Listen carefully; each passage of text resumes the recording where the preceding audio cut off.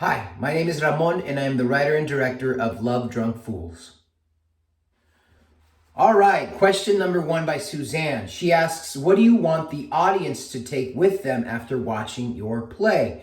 I just want them to have fun. I just hope that it leaves people a bit entertained. And if it resonates with you or resonates with anyone, that's awesome, right? I think that's the goal. If the piece can resonate with somebody, if somebody can maybe go like, oh man, that shit, I've been through that, or like, oh fuck, yeah, that's what I like, right? So if it resonates with someone or someone can relate to it, I think job well done. So what do I want an audience to take away from my piece? That it resonates with you, that you feel that it is true. That's what I hope you get from my piece, Love Drunk Fools. All right, question number 2. Posed by Sylvia. What were your greatest lessons learned from writing, directing, producing, performing your piece? Biggest lessons learned. I think that every single one of those is obviously a responsibility. And when you're doing everything, you can sometimes be pulled from multiple directions and you might not give your 100% in every single field. That was the test, right? For me, this was the first time where I did everything. I wrote the piece, directed it, I starred in it, and yeah, in a way I also produced it, right?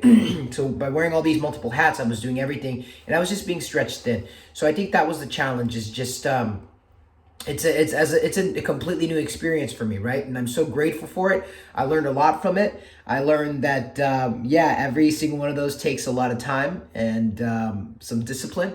And that's something that I hope to improve upon for my next pieces in the future. Very grateful for this experience, being able to do everything. But I would say that's the challenge, is just, when you're doing everything, you're being stretched every single way. So you have to prepare yourself for that, right? I guess mentally prepare yourself, or just prepare yourself with everything, I think is the challenge. I think the good upside of it is that you have complete creative control over your piece, so you could really stamp it with your signature. Yeah. Question number 3 is posed by Andrew. Would you say this was a toxic relationship? Yes.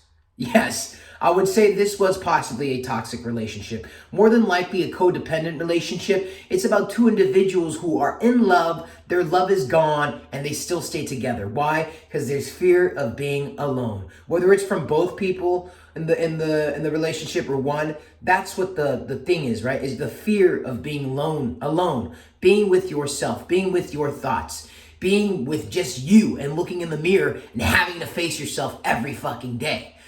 I think that's really the reason as to why these people stayed together, is just a fear of being alone, being with yourself. So was it a toxic relationship? Yes. Codependent? Yes.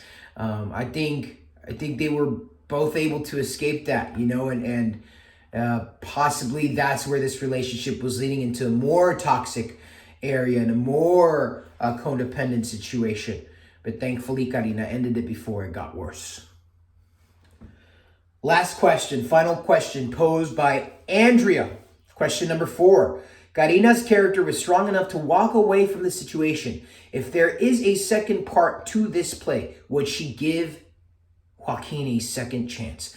No, I don't think she would. I think she would move on, and I would love to see the story go in another direction where she moves on, right? She has her family, she gets married, she builds her unit, and Joaquin is still stuck in that moment, not able to move forward, not able to build a relationship, build a family, right? So I'd like to see almost maybe that comparison between both characters, That would be cool. I hope that answers all the questions. Take care. Arrivederci. Au revoir. Boa tarde, boa noite. Adios.